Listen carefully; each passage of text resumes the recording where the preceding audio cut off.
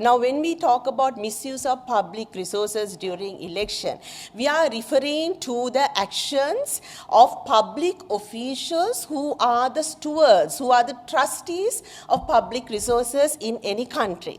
They are the ones who are entrusted with power over the resources that belong to all citizens. These our resources in Sri Lanka, from public finance to natural resources to all state properties, belongs to us and to our children. And we have entrusted this task of protecting these and taking right decisions about this to our public representatives who delegate that work to the public officials.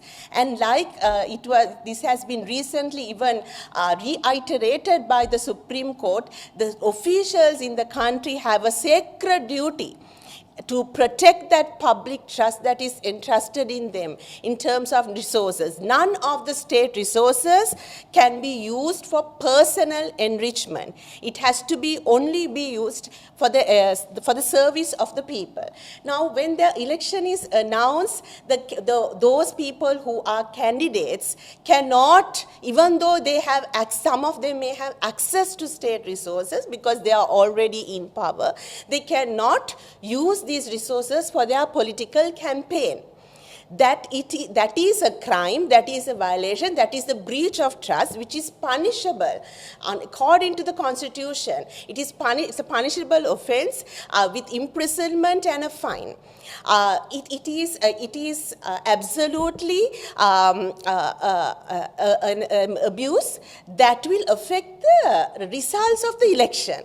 Because if certain candidates can use all state resources for their campaign, and then the other candidates need to compete with these candidates, how can you have an equal level playing field? We as citizens have the right to have an environment where we have a very free and fair election with equal access to the information by the campaigns and information by all candidates, and we do not by any chance want our own money as citizens, our own resources to be used by certain candidates for their campaigns.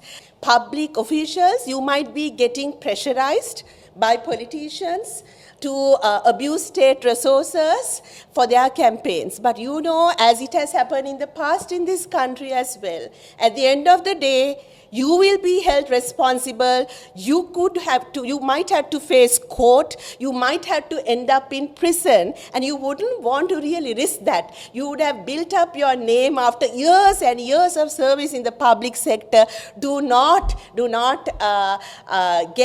let any politician influence you, but uphold your sacred duty as the guardian of public resources and resist all types of temptations.